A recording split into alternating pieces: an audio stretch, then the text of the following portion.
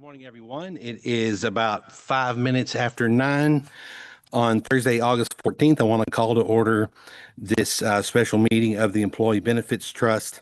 Like I said, currently it is about 5 minutes after 9. Item one, it's a long one. Item one is to consider adopting a resolution authorizing the purchase of employee insurance policies and/or services from the following vendors for fiscal year 2026.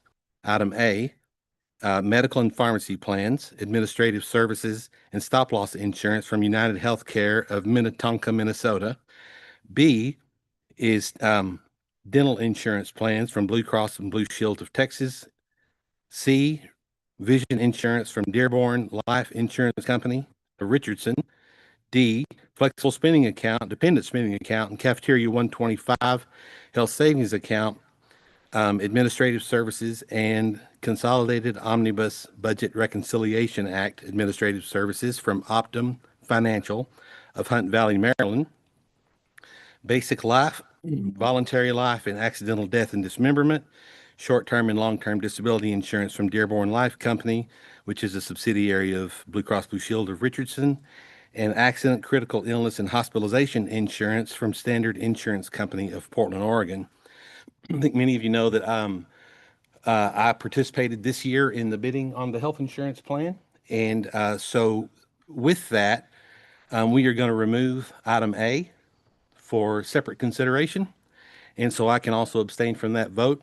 So council, I will entertain a motion on items.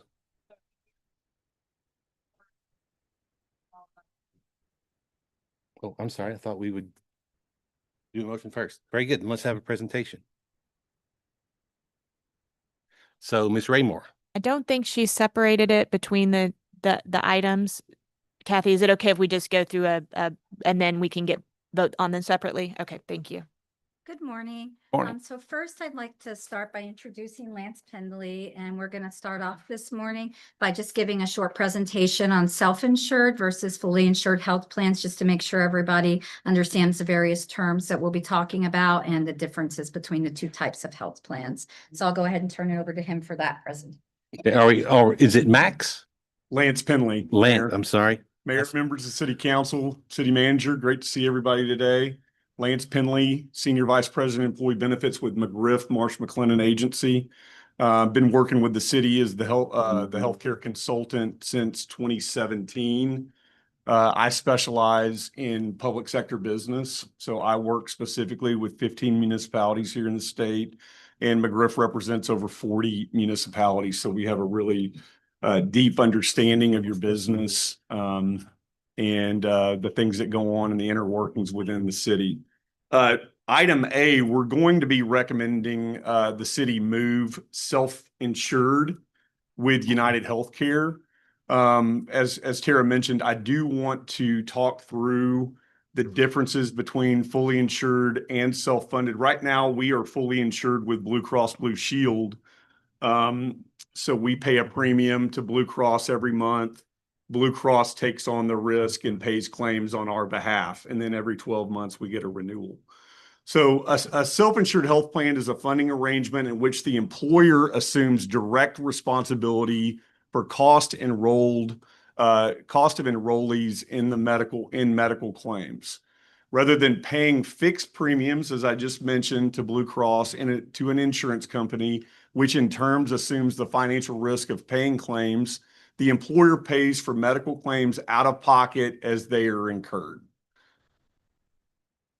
I want to show you a chart here on kind of some of the differences on how the payments are structured. So here on the left is where we'll focus our attention on the recommendation. Employer does not pay premiums per se. We pay fixed costs. So some of the items that we analyze are the administrative fees that the different companies that propose services, what their costs associated are, stop loss premiums. So we are not truly self-insured, meaning we have no financial protection. We will purchase reinsurance at $200,000, or that's the recommendation that we're going with today. And we will pay premiums for stop loss insurance. And then the largest component of our budget moving forward under a self-funded health plan will be our claims, medical claims and pharmacy claims, and typically are going to make up, roughly 70% of our budget. The employer assumes the risk under $200,000. Employers have more control and freedom in regards to plan designs. So under our current structure with Blue Cross right now, they determine the pharmacy benefit manager we're going to use. They determine what the formulary looks like. They make decisions that are kind of outside of our control, where we're going to bring some of that control in-house. The self-funded insurance plans are not regulated by the state of Texas. They're regulated by ERISA. As a municipality, we are not subject to ERISA, which are federal guidelines for self-funded health plans. But we do a lot of times, in my self-funded municipality customers typically look to ERISA for guidance as they're setting up and controlling their health plan. On the fully insured side, kind of the opposite. Like I said, we pay premiums on a monthly basis. The insurance company assumes the risk. We're limited in the things that we have control over, and they're regulated by, in this case, the Texas Department of Insurance. With a fully insured plan, the company pays the premium, typically fixed per year, to the insurance carrier. The monthly premium normally only changes during the year if the number of enrolled employees in the plan changes. It's typically 10 or 15, 10% plus or minus. My customers typically don't see an influx or a decrease in enrollment like that. Specifically here at the city, we don't see that. The insurance carrier collects premiums and pays the healthcare claims based on coverage benefits outlined in the policy. The covered persons, that is the employees and dependents, are responsible to pay any deductible amounts or co-payments required to cover services under the policy. With a self-insured plan, and hopefully we're not getting too redundant here, but the fixed costs include administrative fees, stop-loss premiums, and any other set of fees charged per employee. These costs are generally billed monthly by the third-party administrator or carrier handling the claims plan administration, and are charged based on plan enrollment. So we call that per employee per month cost, or per retiree. We do carry retirees as well on the plan pre-65. The variable costs include payments of healthcare claims. These costs vary from month to month based on healthcare use by covered persons, that is employees and dependents. To limit risk, some employers, and in our case, we will purchase stop-loss insurance or excess loss insurance, which reimburses the employer for claims that exceed the predetermined level.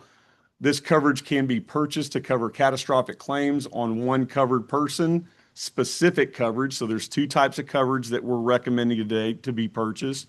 Specific coverage on any one individual, that would be employees, retirees, spouses, or children, or coverage to claims significantly exceed the expected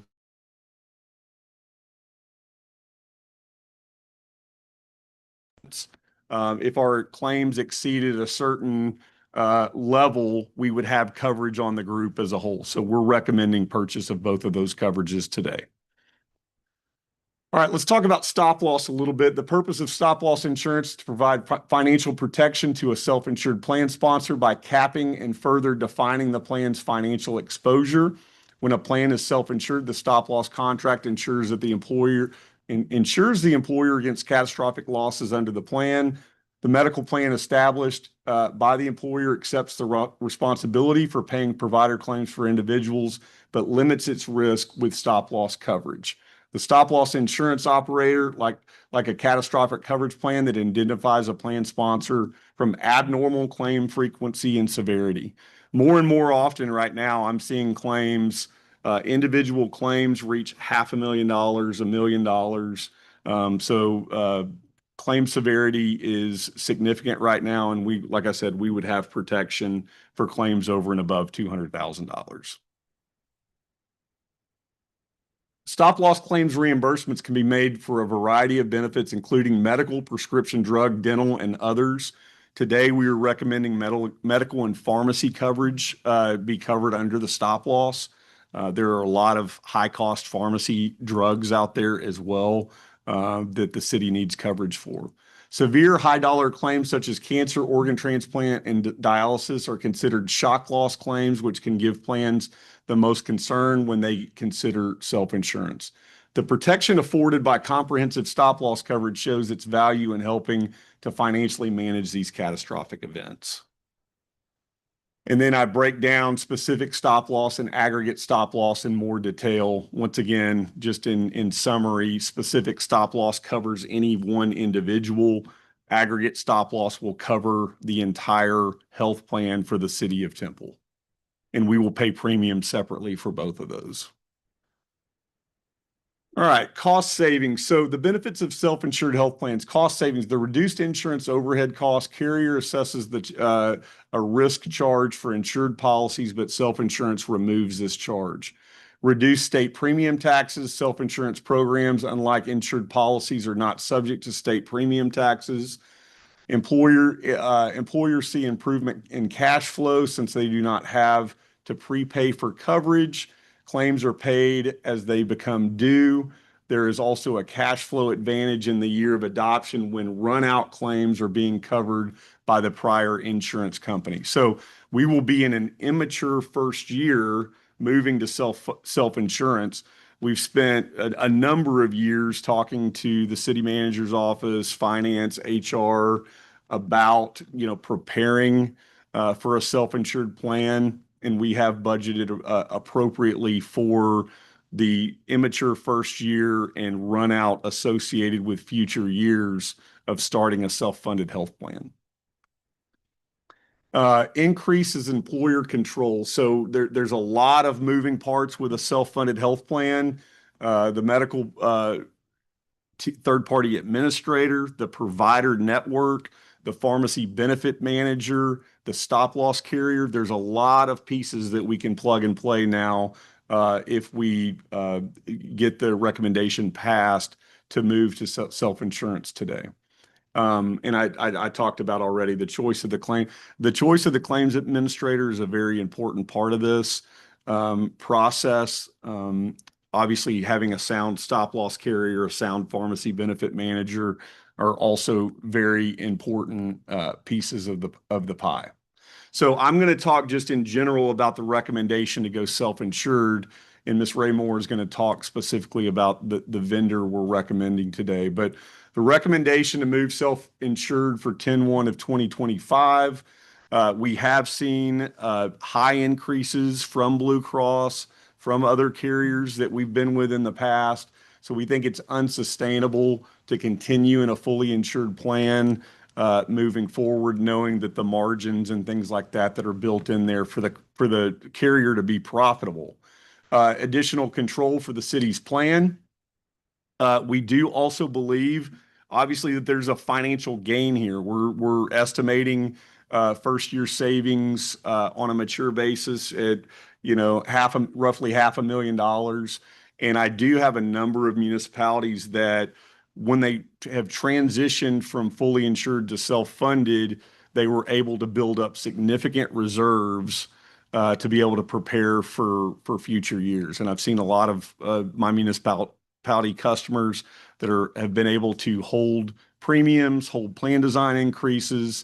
So just a lot of success for our customers that are prepared and educated on this strategy. And then it opens up future opportunities. We've been talking with the city about on-site or near-site health clinics, direct primary care, things like that. So a lot of opportunities open up for us to manage our program on a go-forward basis. That's the end of my presentation.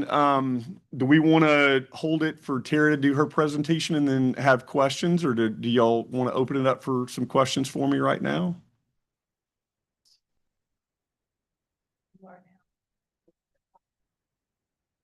Can I speak now? Just to administer the meeting? Or do we let Jessica take over now? This we're talking specifically about health insurance. Well, yes. I think Jessica should take it. Okay. Does anybody have any questions for Mr. Finley? Yes, sir. With the self-insured and stop loss, I know with regular insurance that the different healthcare providers have a set of rates that they charge that. Where does that come from for this, since we would be paying, I guess, those smaller claims out of pocket? Or am I seeing that wrong? Yes, sir. And Tara's going to get into that a little bit more here in a minute, but we will pay premiums to have stop loss coverage on our group starting at $200,000. And we've got kind of some of the more specifics there. I think the recommended vendor, I think we'd be paying about $1 million for stop loss insurance itself. I'm talking about if I go to Acme Hospital with these stitches in my finger, and this hospital charges me. I know with regular insurance plans, they have rates set for the different insurance providers that they charge. Where would that number come from with this? Yeah, so in your example of going to the provider, going to the doctor's office, nothing would change for you as the individual. Your plan design would remain the same.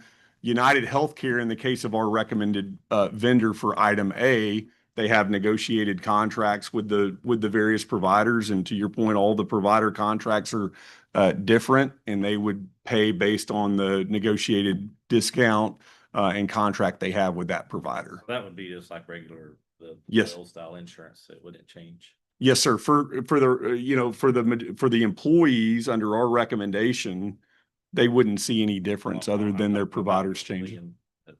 If I'm understanding it right, we would be paying, basically the city would be paying smaller claims with the below the stop loss. Correct. Up to $200,000. Yes, sir. So who decides those rates that the hospitals get to charge the city, since the city's paying it direct? The United Healthcare and in this case, in the recommendation, United Healthcare and the hospitals negotiate those contracts So directly. those are still negotiated by them, even though we're basically paying it. Yes, sir. And they do have a large segment of fully insured business, which they're on the hook for financially, just like Blue Cross is. So we believe we do market, we call repricing analysis, discount analysis, and we believe that United Healthcare has some of the top negotiated discounts with the providers statewide. I Okay. think that answered my question. Any other questions? I do have one. I didn't really understand. What is the difference between a stop loss and a shock loss? It's the same thing. Let me give you two examples.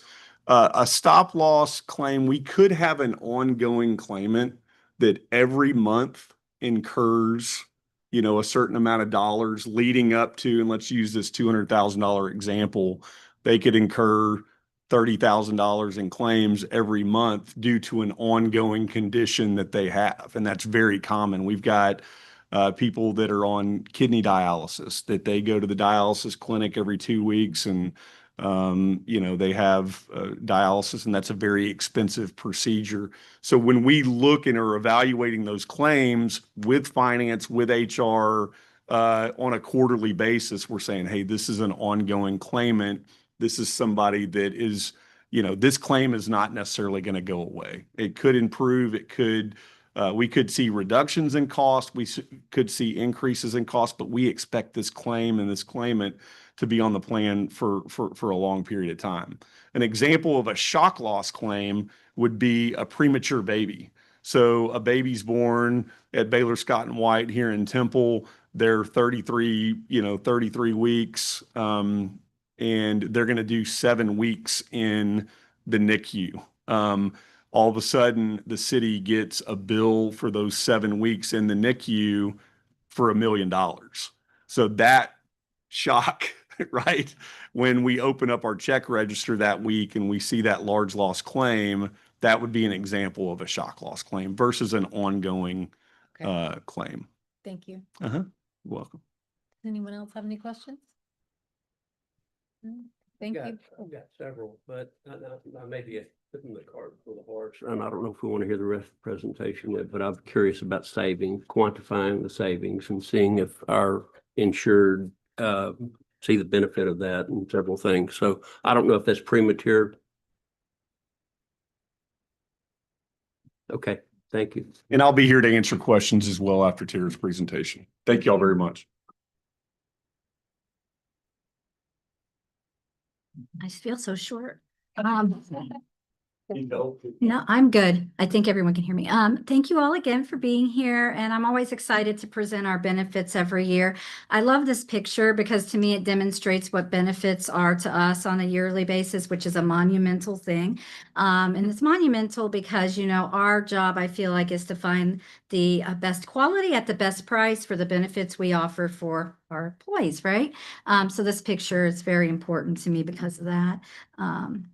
So I'll start by just telling you some background on what benefit plan types we have, and that includes our medical and prescription coverage, dental, vision. We have basic life and AD&D. We have long-term and short-term disability plans.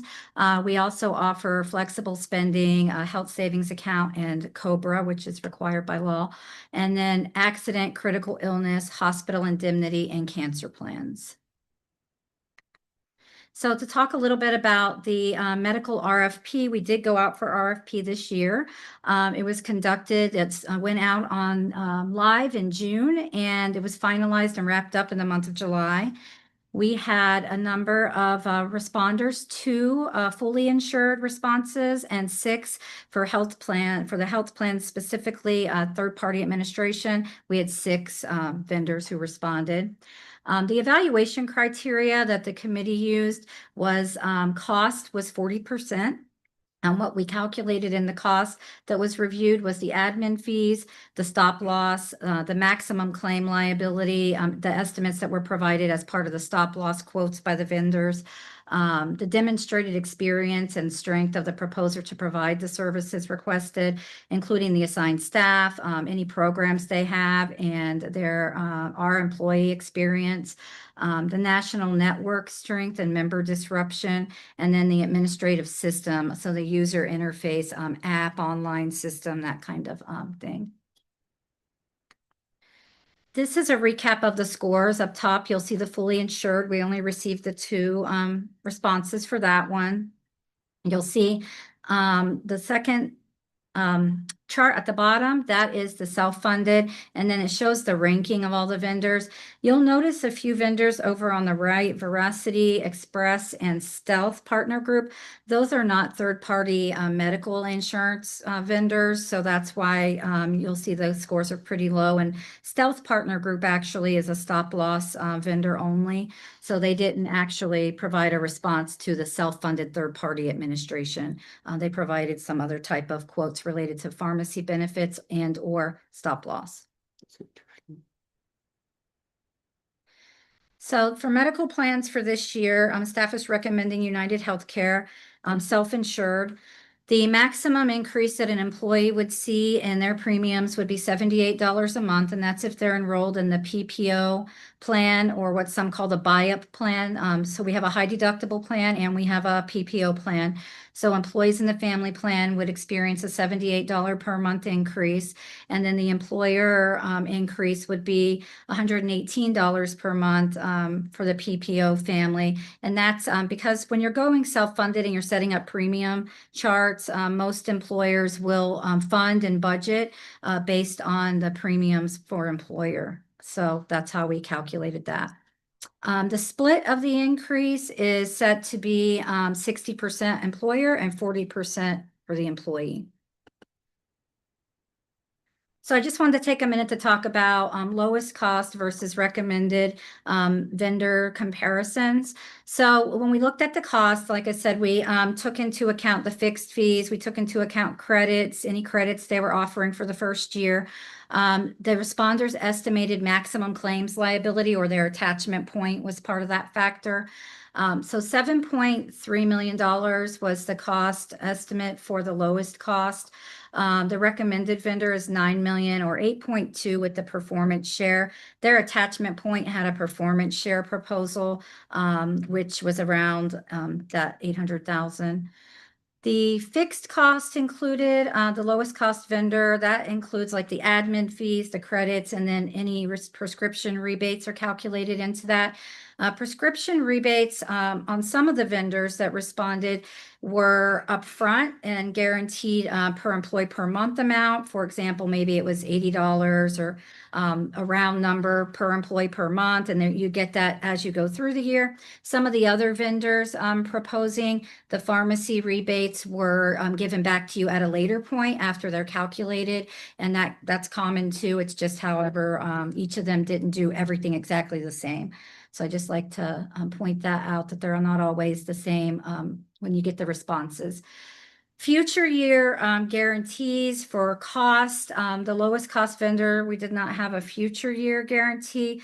The recommended vendor, we have a 3-year admin fee rate guarantee. And then the pharmacy rebate credit that is given, and it's given each month for the recommended vendor, increases for years 2 and 3 by approximately 10 to 15% each year. And then there's an additional $50,000 credit given in year 2 and another 50 in year 3 for implementation and administration from the recommended vendor. The service providers, this is the number of people that are a number of organizations or contractors that might be involved when you're working just on a daily basis with your medical claims, your prescription claims processing, stop loss carrier, customer service, like the various vendors that might be involved with that specific contract. With the lowest cost vendor, it was 4, and with the recommended, it's 2. So for example, they might have a third-party administrator for claims for medical, and they might have a separate pharmacy benefit management that does the pharmacy claims. So that would be like 2. And then if they had like a stop loss carrier that was a different company, that would be a 3rd vendor. So that's how those are kind of counted. The network specifics, the lowest cost vendor has a couple of tiers in their network. They have a owned tier, which is known as the Employer Health Network. That's tier 1, operates in approximately 18 regions in 10 states. Then there's a rented tier 2, which is nationwide. And you might recall, like back previously with another health plan provider, we had, for nationwide coverage, we had, I believe, Cigna at one point and Aetna at one point, and they also called that like a wraparound network. So that's what that means. So there's a tier 2 network with that one. And then with the recommended vendor, there's a owned nationwide network. So there's one network nationwide. The customer service hours, as we kind of touched on a few minutes ago on another slide, the employee experience is something that is scored on in the RFP process. And a lot of that is customer service based and employees, being able to get customer service. So we look at the hours.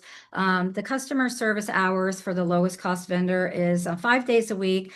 They have the various vendors. One of them, the third party claims administrator, their hours are I believe 8 to 5 days a week. And then the United Healthcare has one call center for all of the various things. Theirs is 10 p.m. 7 days a week. So this is just kind of a side-by-side comparison. Are there any other questions about the medical? I can stop here if you'd.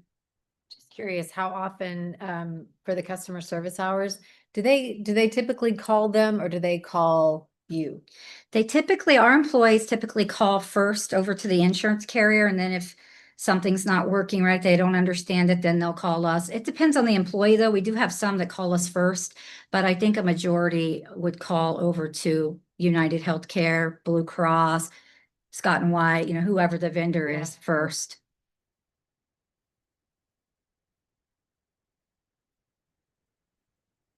Okay, so next is dental plans. We have Blue Cross Blue Shield of Texas.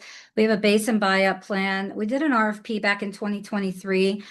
Looking at this year, the rate increase was very minimal. It's a maximum of $9.55 per month for the buy-up plan if someone's in the family plan. So that's the highest tier and the highest price plan.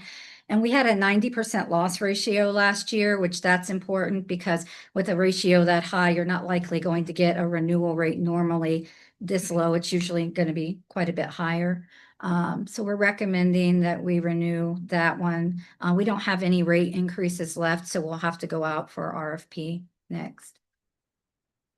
For the vision plan, Dearborn is current, and we still have a 3-year rate guarantee right now. So we're recommending renewal with them. There's no change in premiums, and so that's a solid one there. The basic life supplemental and accidental death and dismemberment, we have Dearborn for that. We still have 2 years of rate guarantee remaining. That RFP was conducted last year in 24, and there are no increases to that. For our disability, we have Dearborn. We also did that RFP last year. We still have 2 years of rate guarantee, and there's no change in benefits, and there's no change in cost for us for those plans either. And then our COBRA administration, we don't have any rate guarantees left. We don't have an increase for this year. Everything's pretty much status quo on that one. The RFP was conducted back in 24 and the decision was made to renew with Optum. And so we're recommending to renew with Optum. And then we offer these additional insurances. We're in our final year of rate guarantee. These are the accident, critical illness, hospital indemnity and cancer plans.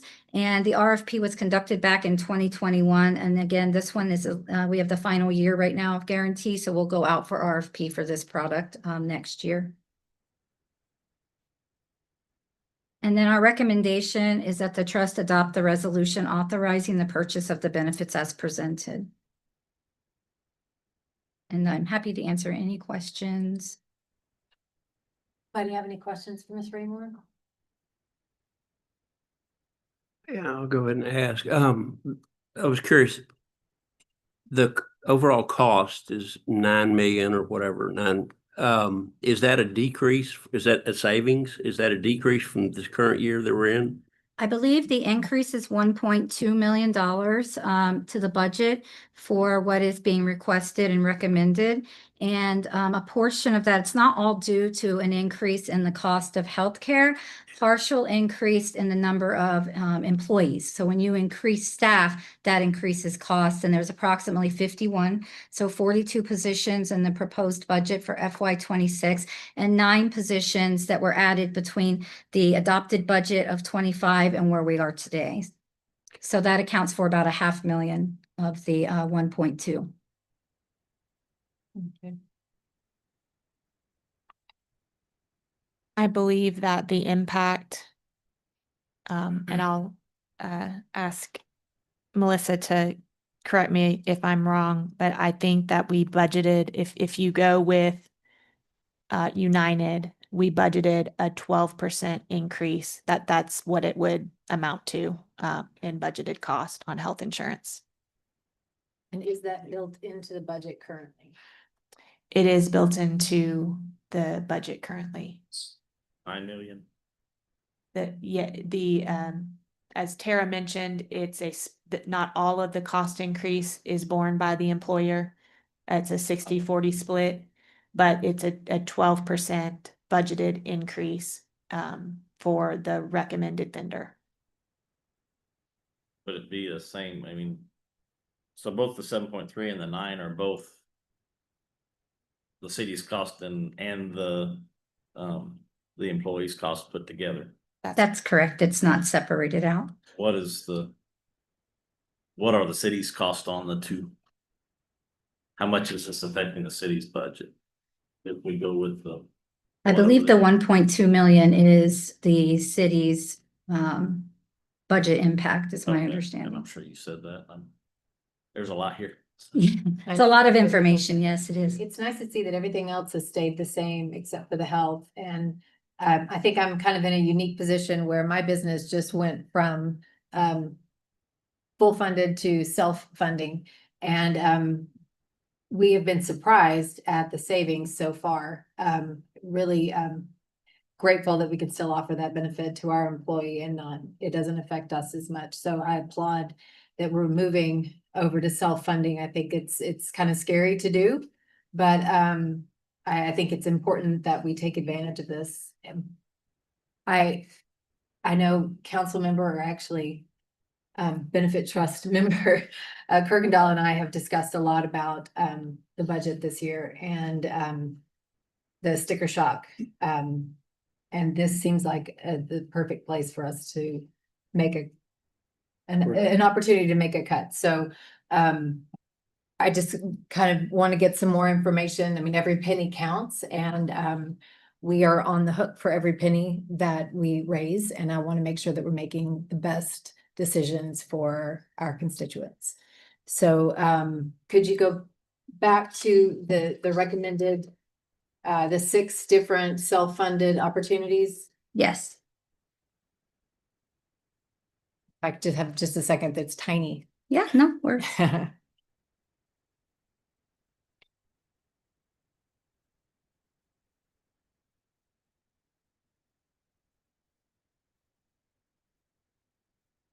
And the 3 on the end you said are not involved, correct? they're not third-party claims administrators. That's correct.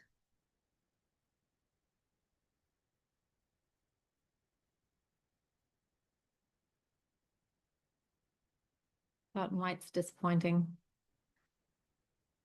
A wide range of scores there.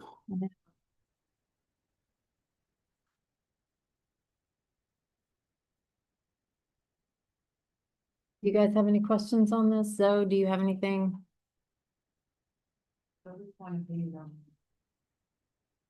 The one that's recommended is United Healthcare on the bottom chart. And you'll see the ranking right below it where they're listed 1 through 8.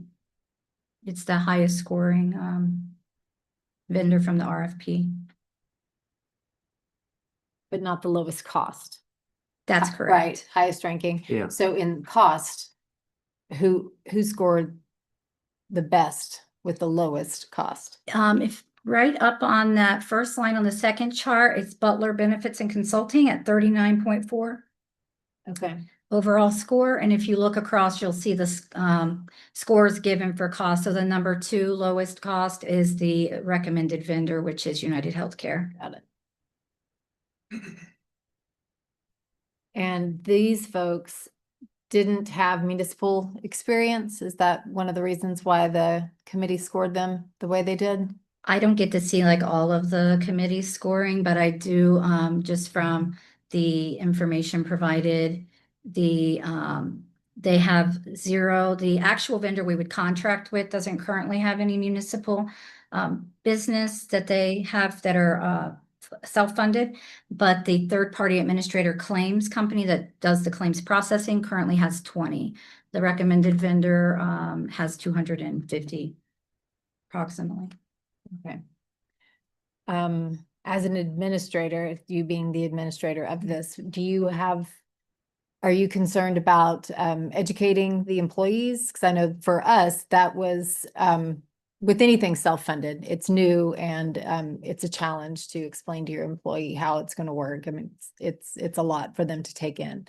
From the employee, so I've been self-funded all my years before I came to Temple since back in the early 2000s, right? Most of the employees don't notice the impact because they're still using a health insurance carrier. They're still going to the doctor. Their claims are still filed. But we do explain that to them, and we actually put it in our benefit guides. And we currently have stuff in our benefit guides about how your dollar, makes a difference. If you go to the ER, you're going to spend this much of the dollar. But educating and making sure they understand that when you're self-funded, it's even more important that we're all conscious with what we're doing with the decisions that we make. And then from the administrative side, when we're setting up the plan through the plan design process, it's important that we're looking at that every year too, of what areas is there more education needed? Like, are we seeing that people, and I can just tell you this from experience here, we do still have employees that go to the emergency room instead of a doctor's office. So they don't go for regular medical care. And so you have to educate employees on that. And if you're seeing year over year that you're having this issue, I mean, each year you have to sit down and look at the claims and what's going on.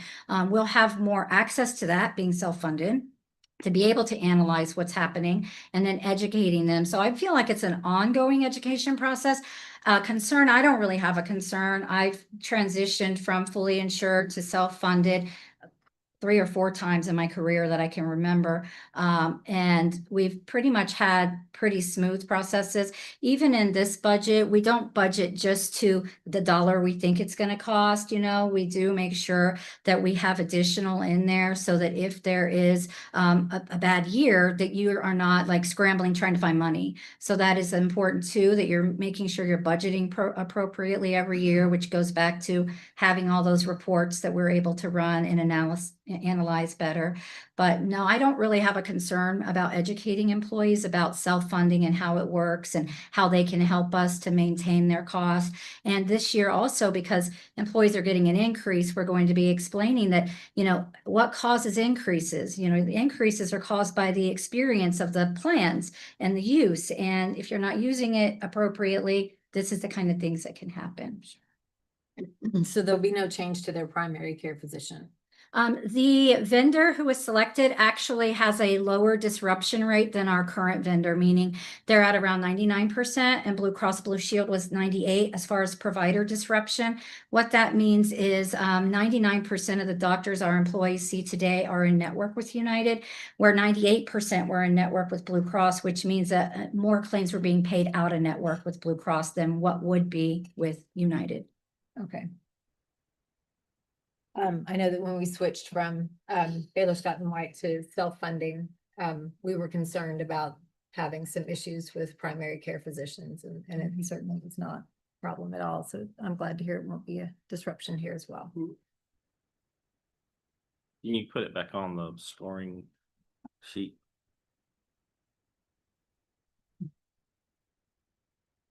This year, more than any year, we've been involved in the budget process, really in the guts of it all, more so. And I think we're all much more cognizant of every cent. And if we can save a cent, I would like to hear more about that. Because we've certainly feel like we've become very lean with the changes that we know we have to make. Ms. Myers has made a real effort to trim down the number of employees from the initial budget that was filed. So, I think this is an opportunity maybe for us to trim something as well. So, I would like to see us maybe go with the less expensive one. It may not be the preferred one, according to the consultant, which I am so grateful for all of your hard work. But if we can save here, I don't know. I agree with that. We're digging at our budget, trying to get everything we can. One thing to keep in mind is the costs that you see on this slide. They're estimates, so whether or not or how much you would save, for example, you're not going to know for sure if 7.3 is really the number that you're going to hit at the end of the day, and the 8.2 as well. The aggregate estimates provided by the vendors are usually what they think your maximum liability is going to be, but also the pharmacy rebates. One vendor, the recommended vendor, the pharmacy rebates are guaranteed, I believe, at $115 per employee per month. And that is taken off right up front. And the lowest cost vendor, it's an after the fact, and it's an estimate of what they think the pharmacy rebates will be, which could come out to be a different number, which would make that number even higher. Yeah. So just something to keep in mind, like Yeah, definitely. hitting the 9 million or 8.2 aggregate is not normal. That doesn't normally happen. But for this purpose today, that's why we showed it, just Sure. because. And for us, for our business, pharmacy wise, it's made a huge difference for us because we've been able to outsource a lot of the medication that, really the expensive medication. So we have had some great rebates each month. Tara, would you like me to come up and talk about some of the differences between the two programs? Yeah, sure. Would you like me to do Yeah, that? we are all ears. Is that okay if I come up and talk a little bit about the We differences? would of the appreciate two that. Sure, programs? you 'Cause bet. It sounds like, Mayor Pro Tem, that's kind of what you're interested in discussing, and that, when we look at the financial impacts here, these are not, and I'm not here to argue for or against one program versus another. We do have a lot of customers that are doing very progressive things in the market and getting aggressive financially. But when you look at these financial differences here, this is not an apples to apples comparison of what we're doing right now with Blue Cross Blue Shield and what we're proposing with the movement to United Healthcare. So I want to talk about, once again, we need to point out the differences here between the cost impacts. So Tara mentioned the provider disruption impact. So the owned tier 1 EHN network on this lowest cost provider would be a combination of direct contracts and a network. That network has 70% of the providers that we're going to right now. So 3 out of 10 of your employees would not have direct access to their providers through this network. There is a wrap network with First Health. It's a rental network outside of the region. It's not a deeply discounted network. So if claims were to go to that network, it's going to be priced higher than Blue Cross and United Healthcare right now. And we've done a number of those analysis to say that that network is not financially on par with Blue Cross United Healthcare. Also, the providers in this community are going to see reductions in the reimbursements that they receive. So the providers that you know in the community, potentially Baylor Scott and White, your local primary care physician down the street, reading specifically from the stop loss contract, the direct contract part of this program would be 150% of Medicare allowable charges. So they would be receiving Medicare rates plus a 50% profit. With Blue Cross, with United Healthcare, and I'm not once again to argue for or against, typical reimbursements are 200 to 300% of Medicare. So you are going to have providers in this community en masse that are impacted by the change to the lowest cost provider. Okay. On the pharmacy, and you've mentioned it yourself, we would be, per the stop loss agreement, any drugs deemed eligible for reimbursement through other sources, manufacturer assistance, charitable entities, international sourcing, which, by the way, I'm not arguing for or against those things. The employees would be required to use those sources where it wouldn't be reimbursed by the stop loss contract. Okay, so different than what we're proposing here today and change for the employees. So I just wanted to make sure that the city council, the benefits trust, understands these are different programs, completely different programs. And that's why you're seeing the cost reductions have to come from somewhere, and they're going to come from reduced provider reimbursements here in the community. Okay. Well, me, I mean, all due respect, my focus is on the citizen who's living here, whose taxes are about to be raised. And some of those may be those providers themselves, so they may not get the money up front from the city, but they'll certainly save it on their tax bill later on. So, I mean, I completely anyone else agree have- with that statement. I am overwhelmed by the needs currently and complete understanding of all the needs. And we've also been, I mean, we need to figure out what's going to be best for our citizens. And also what is best for our employees.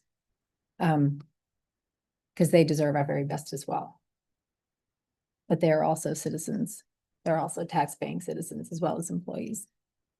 So either way, the cost stays the same. The increased cost for the employee. Is that correct?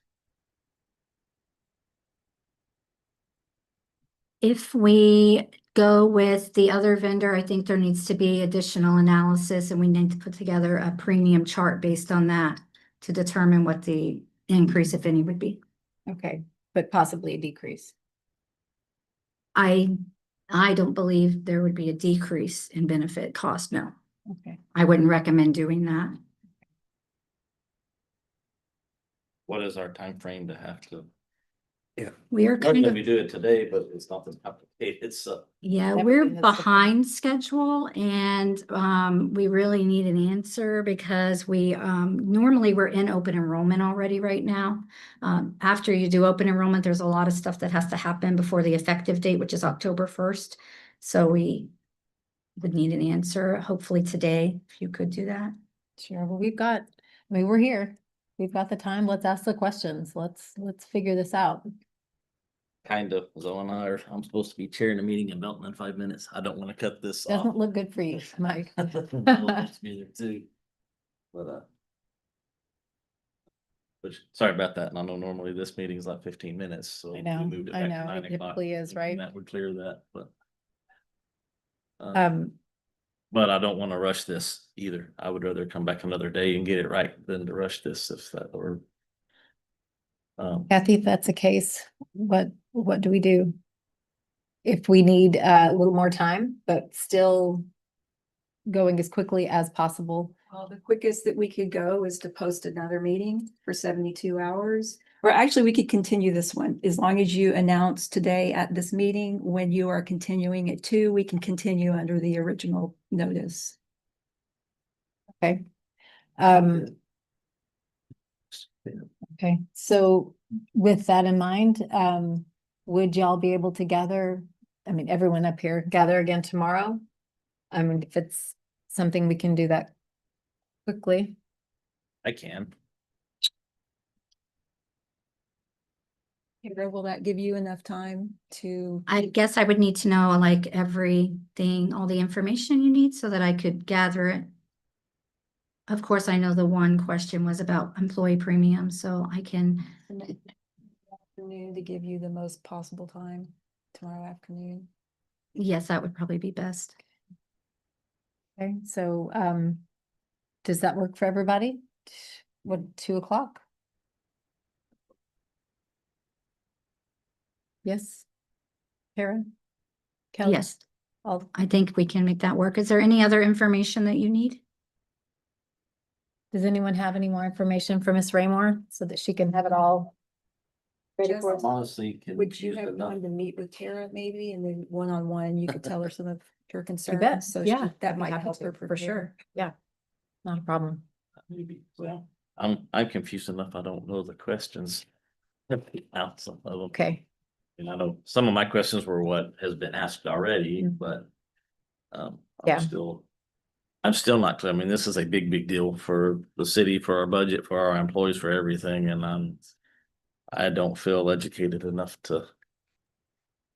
Make a good decision. okay, then, with y'all's approval, we'll just, not postpone, but Taking a we'll, recess, we'll recess this meeting until tomorrow at, 2 p.m. same place. right here. Yep. Do we need to vote in the items other than A? That would probably be helpful. That'd be helpful, Tara. Yes, that would be. Okay. Then, can I take over from here, Kathy? So, as mentioned earlier, I'll entertain a motion on items A through Not E. Not A, B. I'm through sorry. E. We literally just talked about it. Items B through E. E. I'm not missing one, am I? Nope. All right, council, I'll entertain a motion for approval on items B through E. I move to approve items B through E as presented. Second. We have a motion by Councilmember Pilkington. We have a second by Councilmember Kirkendall. Council, please cast your vote.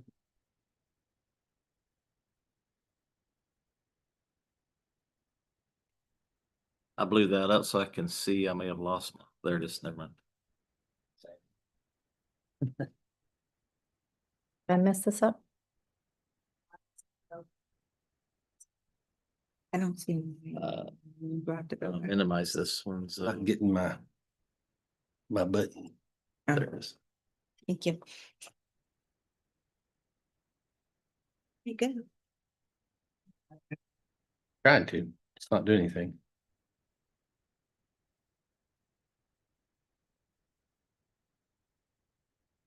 The live meeting. Oh, I guess. I'm on the live meeting. Move, minimize that.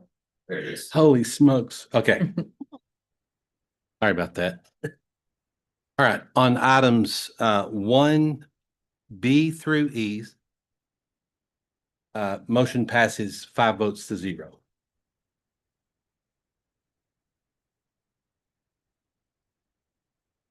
Counselor, anything else?